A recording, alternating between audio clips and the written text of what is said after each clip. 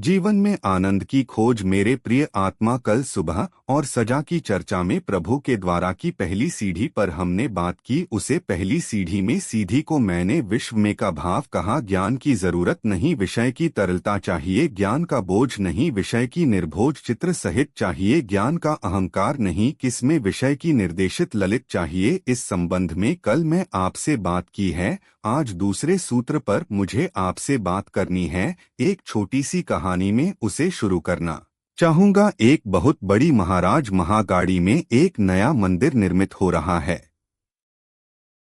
सड़कों कारीगर वहां पत्थर खोदने, मूर्तियां बनाने, दिवाली उठाने में लगे हुए थे। एक अनजान अभी यात्री उसे मंदिर के करीब से गुजर। उसे यात्री ने एक पत्थर तोड़ते हुए कारीगर से मजबूर से पूछ, मेरे मित्र क्या कर रहे हो? उसे मजदूर ने क्रोध में भरी हुई आंखों ऊपर उठाया, जैसे उसकी आंख से आज की चिंगारियां निकलती हो रही रहे। अत्यंत रोग से उसने कहा कि क्या अंधे हो? आंख नहीं है, दिखाई नहीं पड़ता है कि मैं क्या कर रहा हूँ? मैं पत्थर तोड़ा हूँ। और वह वापस अपने पत्थर तोड़ने में लग गया, जैसे वह पत्थर कम तोड़ रहा है और क्रोध ही ज्यादा निकल रहा है। वह यात्री आगे बढ़ गया। उसने दूसरे एक पत्थर तोड़ते हुए कारीगर से पूछा, मेरे मित्र क्या कर रहे हो? उसने सत्य उदास आंखों से यात्री की तरफ देखा, जैसे उन आंखों में कोई भाव भी ना हो। वह आंखें ऐसी निस्तेज, ऐसे उदास है, ऐसी उदासी की जैसे हुई आंख किसी जीवित व्यक्ति की आंख ना होकर किसी मृत्यु व्यक्ति की आंख है।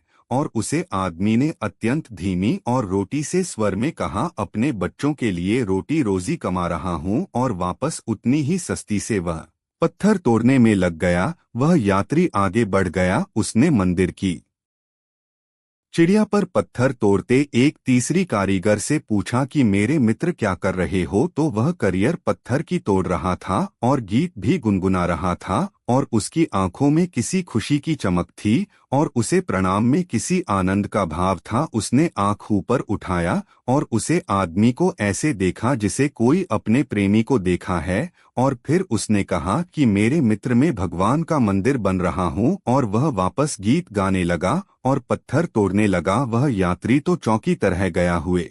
तीनों लोगों की पत्र तोड़ रहे थे।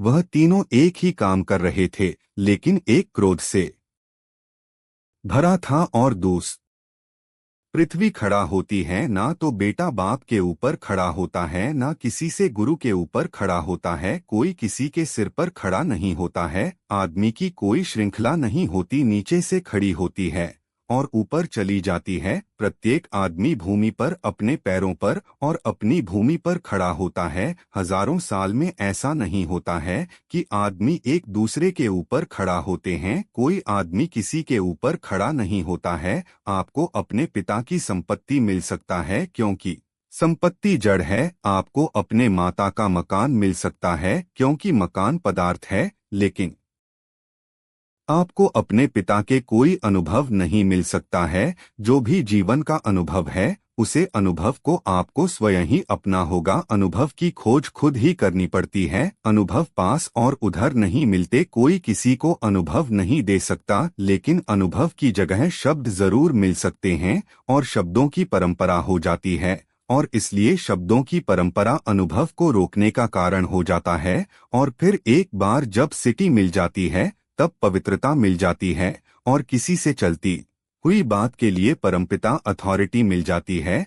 तो फिर हम कुछ पूछना ही बंद कर देते हैं कि यह सब कैसे हुआ और क्या हुआ। वह चुपचाप उसे स्वीकार कर लेते हैं। एक राजधानी में गजनी की मोहम्मद गजनबी एक सुबह रास्ते से अपने घोड़े पर निकलता है। सुबह ही अभी सूरज निकल रहा था, सड़क चलनी शुरू हो रही थी। रास्ते पर उसने एक गरीबी और बुद्ध मजदूर को देखा। वह मजदूर एक बहुत बड़े पत्थर को अपने सिर पर उठाकर धो रहा था। सुबह की ठंडी हवाओं में भी उसी हाथ पर पसीना था और उसकी छाती भूल रही थी। वह बुद्ध और कमजोर आदमी था। उसके कपड़े फटे और भारी पत्थर उठाने हुए था। उसके पास रुक मोहम्मद और उसने कहा, मजदूर पत्थर को नीचे गिरा दे। स्टॉप।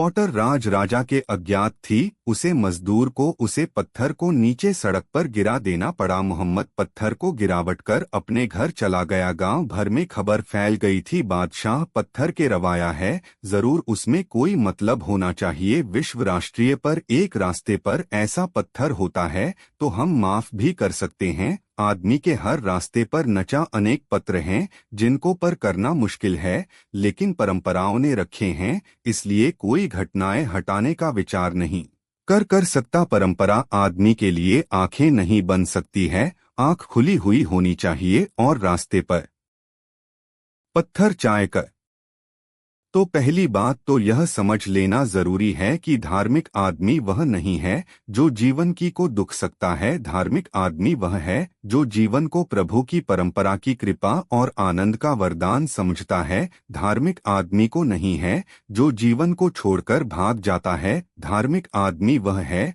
जो जीवन को उसकी परिपूर्णता से में जीता है। धर्म भागने वाले जीवन को छोड़ जाकर भाग जाता है। धार्मिक आदमी को नहीं है जो जीवन का पानी पड़ता में जीता है। धर्म भागने वाले पलायन वीडियो एक स्पष्ट का मार्ग नहीं है। धर्म तो जीवन प्रतिभाओं का आनंद से अपुनित चेतना का उनका जिन्होंने जीवन के साथ रस को उसकी पानी में पूर्णता में पी लेने का शपथ ली, शलगम पर लिया कि आज है उसका मार्ग है, लेकिन अब तक धर्म की अतिथि उल्टी ही रही है।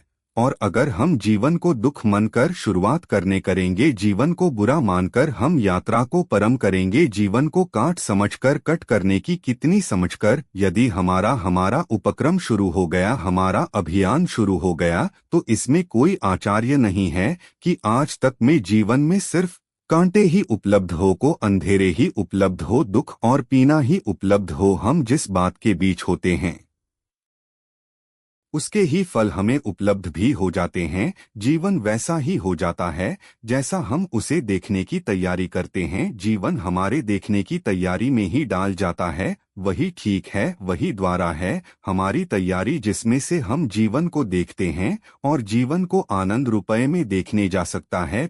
आप जिसे शांति देख रहे हैं होंगे और वह जीवन नहीं है, वह आपके देखने की दृष्टि है। एक छोटे से गांव की भुजिया समिति आती है, उसे गांव में सुबह की सुबह अभी धूप निकली थी, सूरज निकला था, सर्दी के दिन थे और एकदम बैलगाड़ी आकर रुकी और गांव के दरवाजे पर बैठे बुद्ध से इस सवार ने पूछा, बैलगाड़ी के इस गांव के लोगों कैसे हैं? मैं इस गांव में निवास करना चाहता हूं। उसे बुद्ध ने उसे आदमी को नीचे से ऊपर तक देखा और उसे बूढ़े ने पूछा, इसके पहले कि मैं कुछ कहूं कि इस गांव के लोगों कैसे हैं, मैं जानना चाहूंगा कि उसे गांव के लोग कैसे थे जिसे तुम छोड़कर आ रहे हो, क्योंकि उसे गांव के बाबत बिना जाने हुए मैं कुछ भी इस गांव के संबंध में खाने में असमर्थ हूं। वह आदमी तो बहुत हैरान हो गया। उसने कहा, उसे गांव के लोगों को जानने से इस गांव के संबंध में बताने का क्या संबंध है?